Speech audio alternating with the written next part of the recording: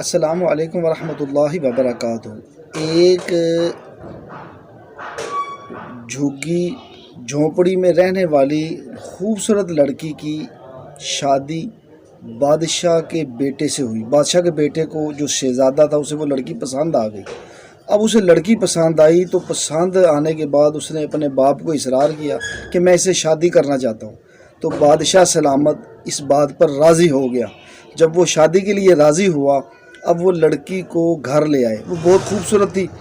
اب وہ جب اسے گھر لائے، اب وہ لڑکی گھر تو آ گئی، کچھ عرصہ گزرنے کے بعد وہ کمزور ہو گئی، اس کی آنکھیں باہر نکل آئی، بہت ہی کمزور ہو گئی، گال اس کے یہ پچک گئے۔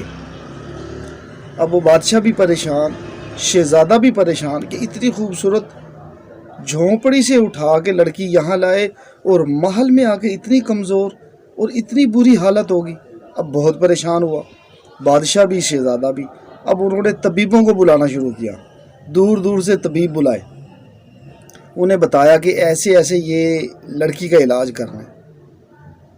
تو یہ ہمارے گھر میں آئی اور اس کے یہ حالات ہو گئے۔ پہلے یہ بہت خوبصورت تھی، چہرہ بھرا ہوا تھا، برونق چہرہ تھا۔ اب سمجھ نہیں آ رہی ہے کہ دنیا کی ہر آرائش، ہر کھانا، ہر چیز مل رہی ہے، لیکن یہ حالات کیوں ہے؟ بادشاہ بھی پریشان تھا، شہزادہ بھی پریشان تھا۔ طبیبوں نے بہت دیے، بہت اپنی دوائیں دی، بڑے تجربے کیے، لیکن اسے فرق نہ پڑا۔ بادشاہ مزید پریشان ہو گیا اور وہ دن بہ دن کمزور، اس کی خوبصورتی ختم ہو رہی۔ کمزوری سے ظاہر ہے انسان کی خوبصورتی ختم ہو جاتی ہے۔ ہوا پھر کیا؟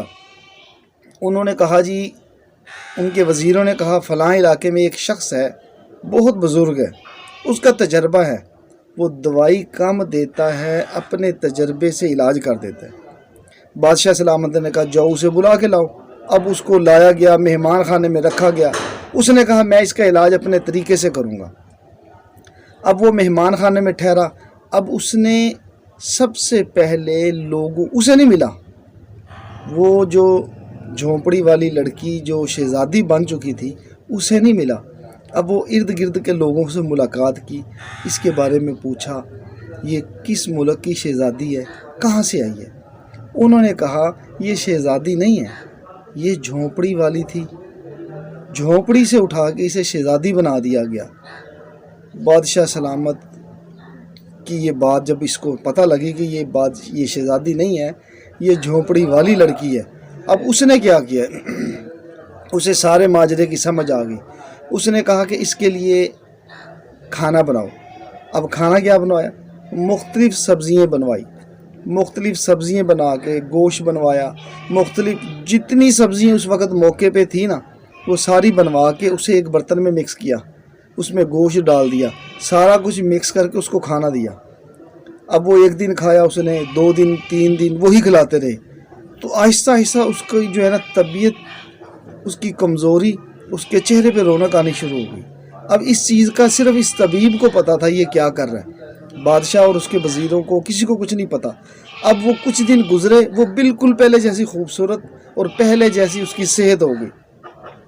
بادشاہ نے کہا ہاں بھائی علاج تو نے کیا دوائی دی؟ اس نے کہا میں نے تو کچھ بھی نہیں کیا، میں نے کوئی دوا۔ اس نے کہا یہ تو ہو نہیں سکتا، تو نے کوئی دوائی نہ دی ہو یا کچھ نہ کیا ہو اور یہ صحت مند ہو جائے، یہ ایسے نہیں ہو سکتا، تو نے کچھ کیا ہے؟